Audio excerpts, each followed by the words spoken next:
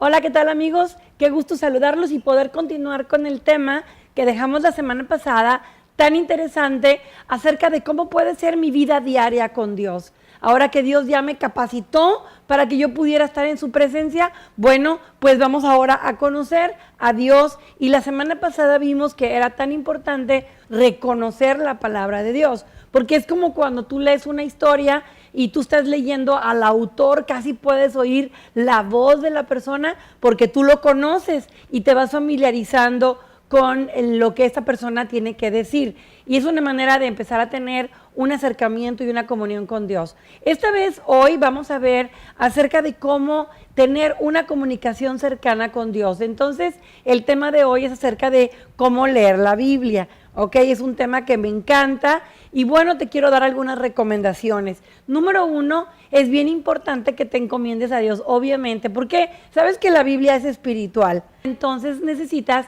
encomendarte al Espíritu Santo para que te vaya revelando todas las cosas, para que te ayude a entender lo que vas a leer. Entonces, si leemos con nuestro propio entendimiento, pues a lo mejor vas a poder tener un conocimiento de la historia, un conocimiento de los eventos de ese tiempo, pero no lo que Dios te quiere decir a ti con esa historia, porque has de saber que las historias de la Biblia son muy importantes y muy bonitas y muy interesantes y lo que sea, pero lo más importante es lo que esa enseñanza o ese principio puede hacer en tu vida cuando tú lo aplicas. Entonces, si le pedimos al Espíritu Santo que nos revele lo que Él nos quiere enseñar, entonces nos van a abrir los ojos para ver cosas más específicas, ¿no? Fíjate, cuando los discípulos no entendían, ellos le preguntaban a Jesús. Jesús decía una parábola y luego se iba acá y les decía, bueno, déjenme les explico. Y les explicaba lo que las cosas querían decir. Los discípulos, los apóstoles le preguntaban a Jesús, pero nosotros le preguntamos al Espíritu Santo. ¿Ok? Entonces fíjate, te quiero leer Juan 14, 25 al 26, quiero que me acompañes. Dice, todo esto les digo, o sea, está hablando Jesús, todo esto lo digo ahora que estoy con ustedes, pero el Consolador, el Espíritu Santo, a quien el Padre enviará en mi nombre, les enseñará todas las cosas y les hará recordar todo lo que les he dicho. Ok, entonces, ¿quién es el que nos va a enseñar a nosotros? ¿Quién es nuestro maestro? Bueno, Él es el Espíritu Santo, Él es el que nos enseña y además el que nos recuerda. ¿Ok? Quizás hay algunas cosas que no entendemos, pero al ir leyendo, yo te recomiendo que tengas un lápiz y vayas escribiendo en el margen las preguntas que van surgiendo o las respuestas que vas obteniendo con esa lectura, porque cuando el próximo año lo vuelvas a leer, vas a estar viviendo otra situación, pero te va a traer a la memoria cómo esa palabra fue una respuesta para ti. ¿Ok?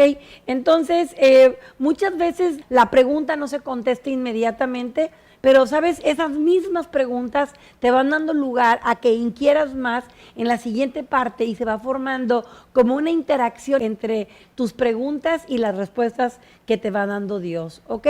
Entonces, otra cosa que te quiero recomendar, que tienen que tener un plan de lectura, tienen que tener un plan de lectura, un lugar a donde tú ya tengas que leer. Fíjate, te voy a explicar. Jesús, cuando Él fue al templo, a la sinagoga, ¿se acuerdan de esa historia? Cuando Él llega y abre el rollo, le entregan el rollo, pero fíjate, se ve que sistemáticamente leían, le tocó leer en ese momento y en ese momento fue la palabra perfecta y propicia, adecuada, y eso es lo que te sorprende, cómo la palabra es viva y eficaz. Vamos a leer Lucas 4, 16, 17. Dice, fue a Nazaret donde se había criado y un sábado entró en la sinagoga como era su costumbre. Fíjate qué importante.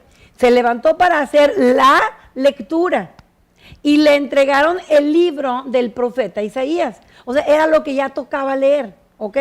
Él, desarrollando el libro, encontró el lugar donde estaba escrito y luego dice, el Espíritu del Señor está sobre de mí porque cuanto me ha ungido para darle salud a los enfermos y buenas nuevas a los pobres, y luego ya les dice a todos, esta escritura se ha cumplido delante de ustedes. Y todos así, wow, ¿cómo es que tocó? Dios te va a sorprender cuando lo que te toca leer está directamente relacionado con tu vida. ¿ok?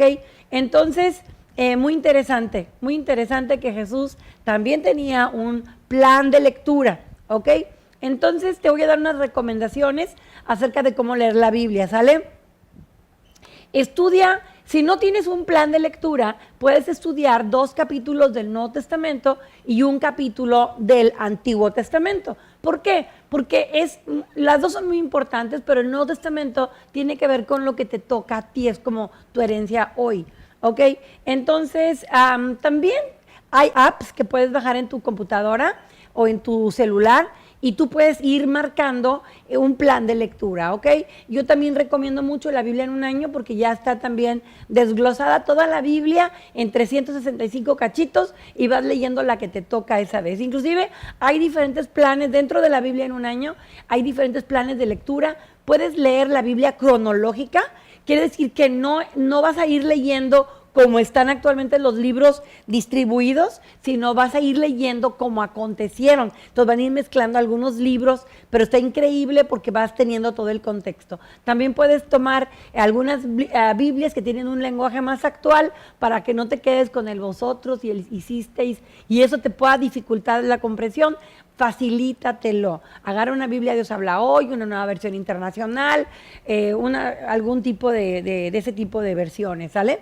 Muy bien, entonces en Juan 5:39 dice Jesús, mismo lo dice, ustedes estudian con diligencia las Escrituras porque piensan que en ellas hayan la vida eterna y son ellas las que dan testimonio de mí.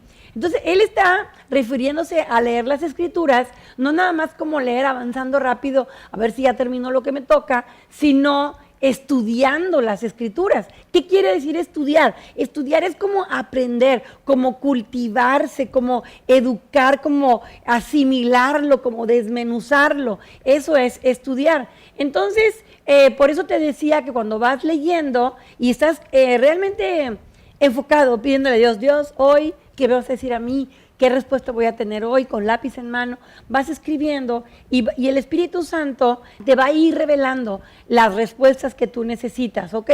Entonces, para estudiar la Biblia, pues necesitamos checar, buscar, buscar las referencias.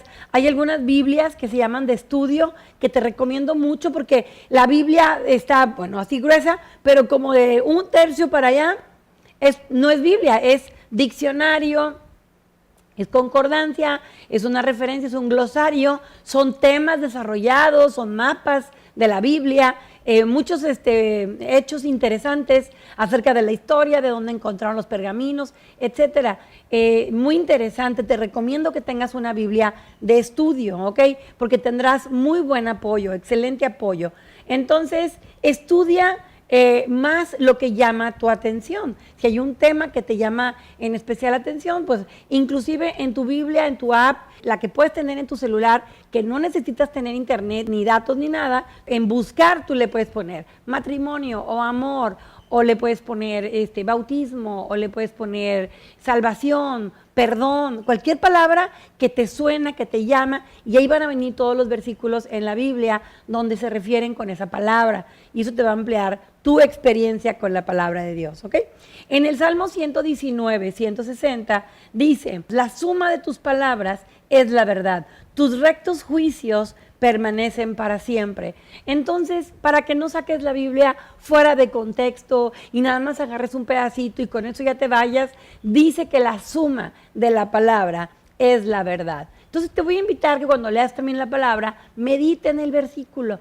¿Qué es meditar? Bueno, meditar puedes tú repetir la palabra, leerla, reflexionarla, comértela. De hecho, es como un rumiante. Por eso luego decimos que somos ovejas y Dios es nuestro pastor, porque estamos como que la palabra, ahí la traes. Por ejemplo, me acuerdo mucho cuando leí por primera vez el Salmo 23, que decía, el Señor es mi pastor y nada me faltará. Entonces tú te lo puedes aventar de corridito, ¿no? Señor es mi pastor, nada me faltará, lugar de capaz, tú me harás descansar, y así como que no tiene importancia. Pero si tú te detienes en esa parte, dices, el Señor es mi pastor, nada me faltará, Y lo ves en otras versiones, en una versión en inglés dice, no tendré en deseos nada. Es como cuando te ofrecen algo, ¿gustas? ¿Gustas? No, gracias, gracias, no, estoy satisfecho. Nada tendrás en deseos porque todo ya lo tienes. Entonces es cuando cobra un montón de importancia la palabra, dices, wow, entonces Dios conoce mis necesidades, Él es mi pastor, Él me conoce y empiezas a tener como una intimidad en esa palabra, vas meditando y sabes de repente, forma parte de tu vida, forma parte de tu entendimiento, de tus conclusiones y es como vas a ir caminando con la palabra de Dios, ¿ok? El Salmo 1, versículo 2 y 3, creo que habla de ti y de mí, pero dice, sino que en la ley de Dios está su delicia, de día y de noche medita en ella. Es como árbol plantado a la orilla de un río, que cuando llega su tiempo da fruto y sus hojas jamás se marchitan. Todo cuanto hace prospera. Entonces, fíjate, la palabra de Dios viene siendo como agüita a tu árbol, ¿ok? Agüita como no torrencial, no como de repente una lluvia que te ahoga, sino todos los días poquito y se va penetrando y vas siendo frondoso y vas teniendo siempre una respuesta de Dios día a día, ¿ok?